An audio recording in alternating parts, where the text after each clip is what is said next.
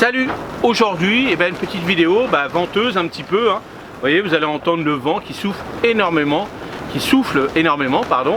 Et le petit truc que je voulais vous dire, donc avant de commencer la vidéo, c'est que si vous avez des structures comme moi, faites attention, il faut aller les surveiller régulièrement parce que ça peut casser à tout moment. Donc moi, ce que je fais toutes les heures, je vais voir si mes clips tout ça tiennent bien encore le plastique. Et vous, si vous avez acheté des choses que vous sentez que c'est pas terrible, faut mieux les enlever que tout casser. Vos tunnels nantais, vous regardez bien. Alors le mieux, ce sera de les enterrer sur les côtés, mais des fois c'est pas possible. Donc vérifiez bien quand vraiment il y a une tempête de vent comme ça, de pas tout casser. Il faut mieux enlever vos structures et puis perdre un peu de légumes que de vraiment casser les structures importantes.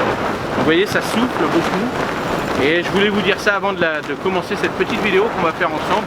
On va aller voir l'expérience qu'on avait fait sur le paillage qu'on avait mis entre le paillage naturel et le paillage en plastique noir.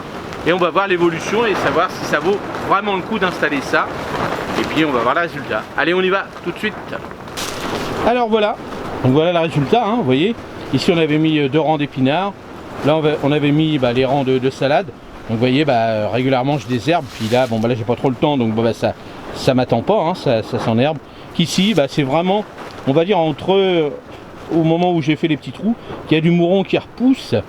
Mais voilà, ça se passe bien. Donc au moins là, je suis tranquille. Je peux oublier un petit peu de désherber pendant une semaine ou deux. Et comme ça, j'ai pas de soucis. Bon, là on avait fait des petites micro-modes de poireaux. Bon, les papates de chat avaient un peu écrasé tout ça, c'était pas terrible, mais bon, je laisse parce que ça repart. Et puis là, vous voyez à côté, là je vais pas tarder à passer un petit coup de croc maintenant, parce qu'à côté j'avais fait les poireaux d'hiver. Donc faut faire gaffe, vous voyez. Alors le truc c'est que ça marche quand même. C'est surtout moi qui a beaucoup de boulot, ça me permet, comme les maraîchers tout ça, de mettre ce genre de plastique. Alors c'est sûr c'est du plastique, mais l'avantage c'est que si on fait attention, ça dure des années, voire plus de 10 ans à peu près. Alors bien sûr si on ne manipule pas trop non plus, puis qu'on replante à chaque fois dans les mêmes trous. Mais vous voyez, par rapport à ça, il faut que j'aille au moins. Là en ce moment sous le tunnel, c'est humide, il fait chaud, il faut y aller régulièrement. Donc c'est vrai que c'est un gain de temps. Maintenant si on a plus de temps, on y va régulièrement tous les jours, on désherbe tout ça. Et c'est vrai que on peut le faire. Mais moi ça me fait gagner du temps. Donc pour tous ceux qui n'ont pas trop le temps, qui travaillent tout ça, ce genre de paillage c'est pas mal. Moi pour l'instant je suis satisfait. Alors vous voyez, sous cette tempête de vent, c'est pour ça que j'avais fait aussi le live. Et le live aussi, il y avait eu pas mal de tempêtes comme ça qu'on a vu du mal. Et c'est vrai que quand il y a du vent, là il y a du soleil, il fait plus de 20-25 degrés ici parce que ça tape d'un seul coup. Et c'est vrai qu'il faut faire attention. Alors le problème c'est qu'il faudrait ouvrir. Donc j'ai ouvert un petit peu derrière parce que le vent il vient de par là. Mais c'est vrai que là il faudrait pas que ça monte.